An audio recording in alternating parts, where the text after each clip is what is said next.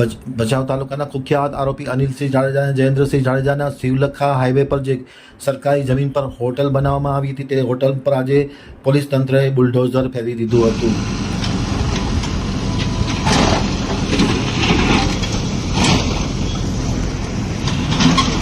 હજે રામનામતંગી બ્યુરોનો એક વિસ્તૃત અહેવાલ. પૂર્વ કચ્છમાં ફરી એક વખત દાદાનું બુલડોઝર ચાલ્યું છે.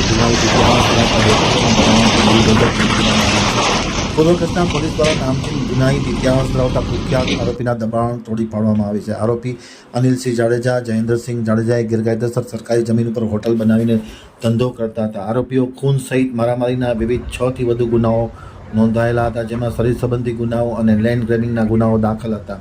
ભચાઉના શિવલખાના રસ્તા પર સર્વે નંબર 574 પૈકી 1 તથા ટાવર્સ સર્વે નંબર 1317 પૈકી 4, બિનનંબરી 47 પૈકીની સરકારી જમીન ઉપર આરોપી પોતાના આર્થિક ફાયદા માટે ગેરકાયદેસર હોટલનું જે બાંધકામ કરવામાં આવ્યું હતું તે આજે બુલડોઝર ફેરવી દેવામાં આવ્યું હતું. ચુસ્ત પોલીસ બંદોબસ્ત વચ્ચે આ બંને ક્ષત્રિય આરોપીના દબાણ ઉપર બુલડોઝર ફેરવી દેવામાં આવ્યું હતું.